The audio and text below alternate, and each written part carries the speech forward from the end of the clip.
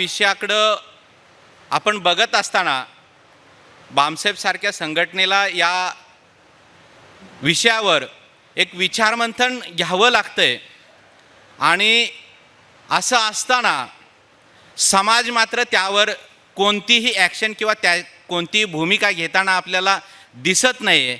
आणि हा जो समाज आहे, जो आपल्याला संविधानानं जो अधिकार दिलेला होता, जे सार्वजनिक उपक्रम होते आणि त्या सार्वजनिक उपक्रमामध्ये जे काही आपल्याला मिळालेलं होतं, जे इथल्या मूलनिवासी बांधवांना आणि इथल्या समाजाला जे शोषित होते, पीडित होते आणि आजपर्यंत त्यांना या व्यवस्थेनं डावललेलं होतं, त्या सगळ्या सोयी आणि सुविधा आपल्याला ज्या संविधानानं दिल्या, त्या सोयी आणि सुविधा नाकारण्याचं जे षडयंत्र आणि जे काही कटकारस्थान या आत्तापर्यंतच्या शासन व्यवस्थेनं जे काही केलेलं आहे आणि खाजगीकरण आणि कंत्राटी पद्धतीच्या ज्या दुष्परिणामाला नष्ट करण्याची जी रणनीती आहे, त्या विषयाच्या संदर्भानं इथं या ठिकाणी विचारमंथन आणि ह्या ज्या गोष्टीसाठी आपण एकत्र जमलेलो आहोत, त्यासाठी सर्वांचं खरे तर खूप गरजेची गोष्ट होती. आणि हे करत असताना जे आपले हक्क आणि अधिकार नाकारले गेले, त्यामध्ये 1991ला जे पहिल्यांदा जे बिल आणण्यात आलं, मनमोहन सिंग आणि त्यांचं जे अर्थमंत्री असताना जे त्यांनी जे तात्कालिक कारणं जे सांगितली गेली आणि तेव्हापासून आपली अर्थव्यवस्था ही जागतिक भांडवलशाही व्यवस्थेसाठी आणि इथल्या मनोवादी व्यवस्थेला इथल्या व्यवस्थेला जे करायचं होतं ते त्याच्या आडून ते करतायत. आणि म्हणूनसाठी या मनोवादी व्यवस्थेनं जे आपलं जे हक्क आणि अधिकार नाकारलेले आहेत ते आपल्याला प्राप्त करण्यासाठी किंवा हे जे षडयंत्र आहे, हे षडयंत्र आपल्याला कसं उलथवून लावता येईल या संबंधात जास्त चर्चा होणं गरजेचं आहे.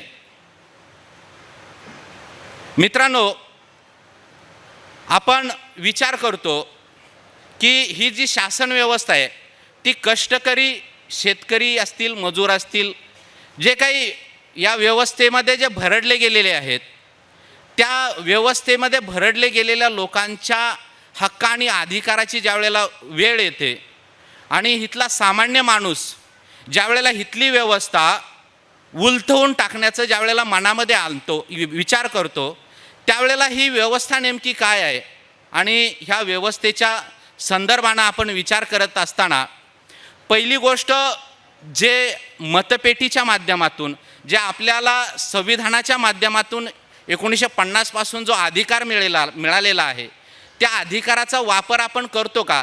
की जो इथला कष्टकरी शेतकरी मजूर असेल आणि आर्थिक वंचित दुर्बल घटक आहे, तो व्यवस्थितरित्या आपल्या हक्क आणि अधिकाराचा वापर करतो का, हे आपल्याला पाहणं गरजेचं आहे. आणि ते जर आपल्या लक्षात आलं तर निश्चितपणे आपल्याला जाणवेल की ही जी व्यवस्था आहे, त्यांचे हक्क आणि अधिकार आहेत, जे आर्थिक वंचित दुर्बल घटक जे आहेत, शोषित पीडित जो समाज आहे, त्यांचे आणि हक्क अधिकारांची ज्या वेळेला गोष्ट येते आणि त्यांचे हक्क अधिकार वापरताना जो मतदानाचा हक्क अधिकार आहे तो वापरताना जर त्या वंचित शोषित पीडित घटकाला, जर त्या तत्कालीन व्यवस्थेतला जो पुढारी असेल, जो कोणी असेल, तो जर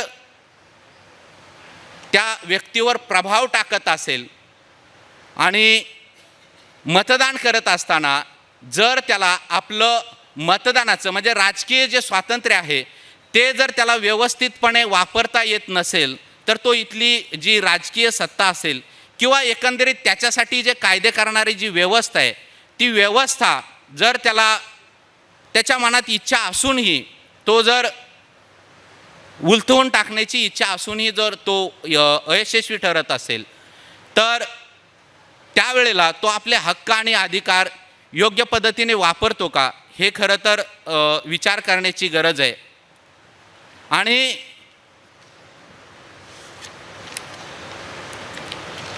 ही जी खाजगीकरणाची जी स्थिती आहे, यामध्ये खाजगीकरणामध्ये जे त्या कर्मचाऱ्यांना किंवा कामगारांना जो पगार दिला जातो, तो पगार निश्चितपणे सरकारी क्षेत्रामध्ये काम करणाऱ्या कामगारांपेक्षा किंवा कर्मचाऱ्यांपेक्षा खाजगी क्षेत्रामध्ये काम करणाऱ्या कर्मचाऱ्यांना हा जो पगार आहे तो निश्चितच कमी मिळतो. आणि जी नोकरीची जी हमी असते, ही नोकरीची हमी ही खाजगी क्षेत्रामध्ये काम करणाऱ्या कर्मचाऱ्यांना पाहिजे तेवढी हमी नसते. त्यामुळं सार्वजनिक क्षेत्रामध्ये जे उपक्रम आहेत किंवा सरकारी नोकऱ्या आहेत, त्या नोकऱ्यांमध्ये जर तो सरकारी नोकरीमध्ये असेल तर त्याला पगार आणि नोकरीची हमी ही मिळत असते. त्याचबरोबर त्याला सन्मानपूर्वक तो कर्मचारी रिटायर झाल्यानंतर सन्मानपूर्वक जीवन जगण्यासाठी त्याला जी पेन्शन मिळत असते, ही पेन्शन खाजगीकरणाच्या माध्यमातून नाकारण्यात आलेली आहे आणि त्याला ही पेन्शन या खाजगी व्यवस्थेमध्ये मिळत नाही आहे. म्हणूनसाठी पेन्शनच्या बाबतीत विचार करत असताना आज जे काही शासनानं नवीन पेन्शन योजना आणलेली आहे, या नवीन पेन्शन योजनेमध्ये अक्षरशः जे कर्मचारी काही DCPS किंवा NPS म्हणून जे रिटायर झाले आणि आता होत आहेत आणि काही कर्मचारी रिटायर झालेले आहेत, यामध्ये जे काही कर्मचारी रिटायर झालेले आहेत त्यांना अक्षरशः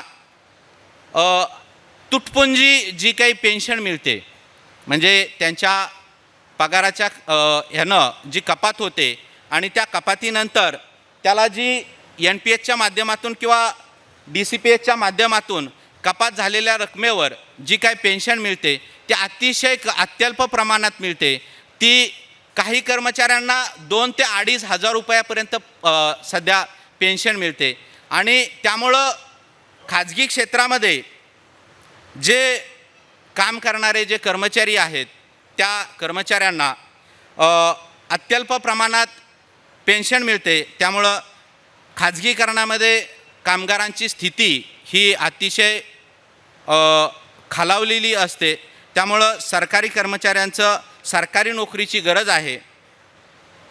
ज्या विविध क्षेत्रांचं जे खाजगीकरण झालेलं आहे, त्या विविध क्षेत्रांचं जे खाजगीकरण झालेलं आहे त्यामध्ये बँका असतील किंवा विमान कंपन्या आहेत. आपली एअर इंडिया पाठीमागच टाटाला जी विकण्यात आली, त्याच्यामुळं जे काही तिथल्या कर्मचाऱ्यांवर त्या टाटाच्या असतील किंवा विकण्यामुळं तिथले जे काही कर्मचारी जे स्थलांतरित झाले किंवा त्यांना दुसरीकडे किंवा कामावरून काढून टाकण्यात आलं आणि त्यांना ठराविक अशी रक्कम देण्यात आली. त्यामुळं असं मात्र सरकारी बाबतीमध्ये होत नाही, तर त्याला निश्चितपणे पेन्शन देण्यात येते आणि महागाईचा जो निर्देशांक असतो त्यानुसार त्याच्यावर त्याला वेतन मिळत असतं.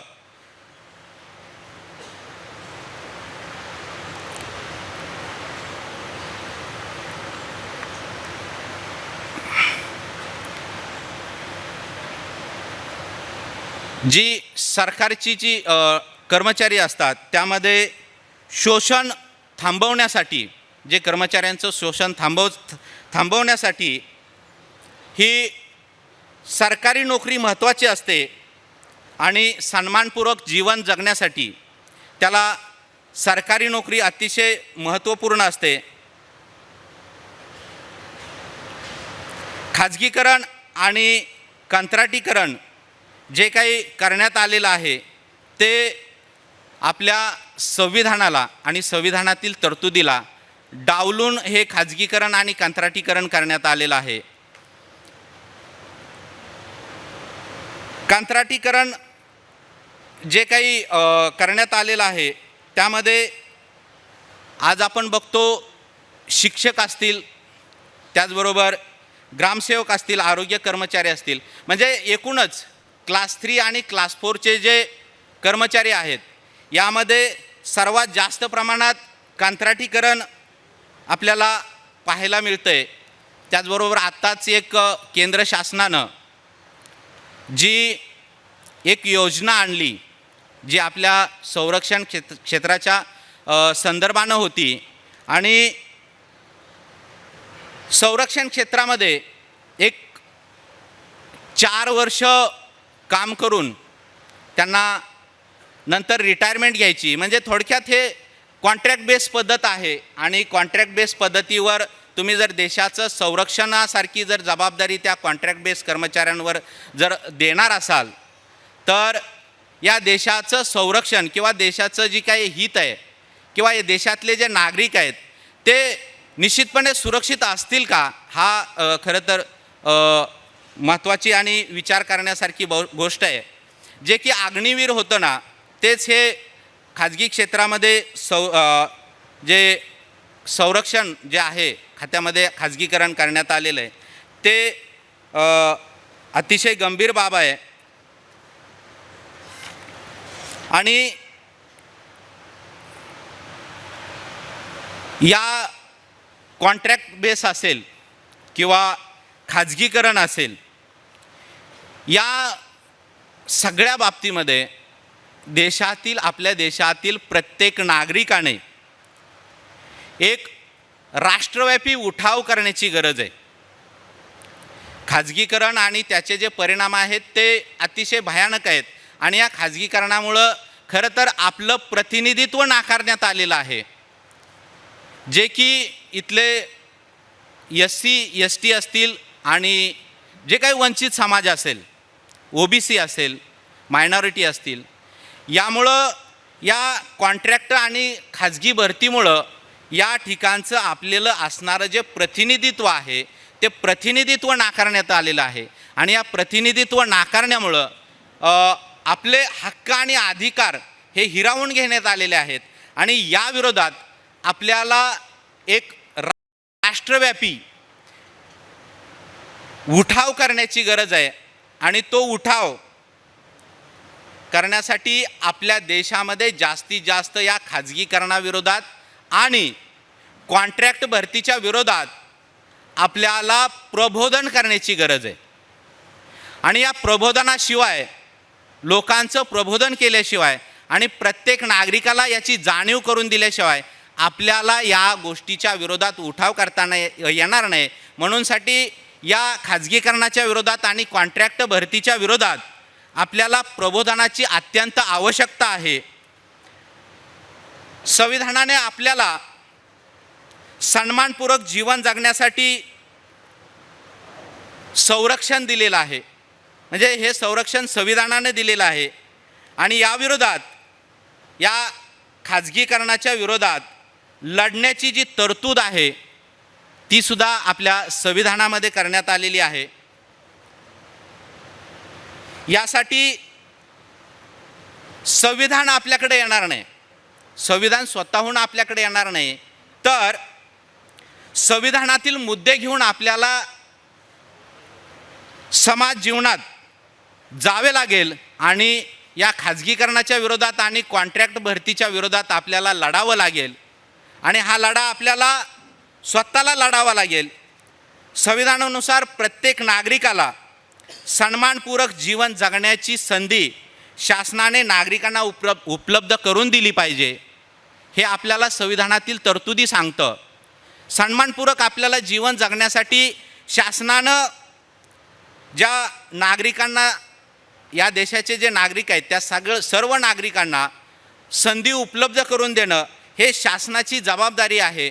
त्याला सन्मानपूर्वक जीवन जगता यावं आणि त्याचं जीवन आयुष्य हे सन्मानपूर्वक जगता यावं यासाठी नागरिकांना शासनानं संधी उपलब्ध करून दिली पाहिजे. आणि मग आत्तापर्यंतचे जे सरकार आहेत, आत्तापर्यंतचे या सरकारांनी आपल्याला सन्मानपूर्वक जीवन जगण्यासाठी हे संधी उपलब्ध करून दिल्या आहेत का, किंवा इथून पुढं येणाऱ्या कालखंडामध्ये हे जे मनुवादी शासन व्यवस्था आहे, ही मनुवादी शासन व्यवस्था आहे, ही ब्राह्मणवादी शासन व्यवस्था आहे, ही शासन व्यवस्था आपल्याला आपलं सन्मानपूर्वक जीवन जगण्यासाठी या संधी उपलब्ध करून देणार आहे का, ही खरं तर आपल्याला विचार करण्याची गरज आहे. आणि मग निश्चितचपणे आपल्याला ह्या सरकारकडून आपल्याला सन्मानपूर्वक जीवन जगण्यासाठी संधी उपलब्ध निश्चितपणे करून दिली जाणार नाही, हे आपल्याला खात्रीपूर्वक माहिती आहे. म्हणूनसाठी आपल्यालाच आता ही लढाई लढावी लागणार आहे. आणि ही लढाई लढत असताना आपल्या या देशातल्या प्रत्येक SC असतील, ST असतील, OBC मायनॉरिटी या सर्वांना बरोबर घेऊन आपल्याला ही लढाई लढावी लागेल. आणि आपण ते करू शकतो असा मला विश्वास वाटतो. आणि इथं जे मला बोलण्याची संधी दिली त्याबद्दल मी संयोजकाचा आभार मानतो आणि थांबतो. जय भीम, जय मूल निवासी, जय भारत, जय संविधान.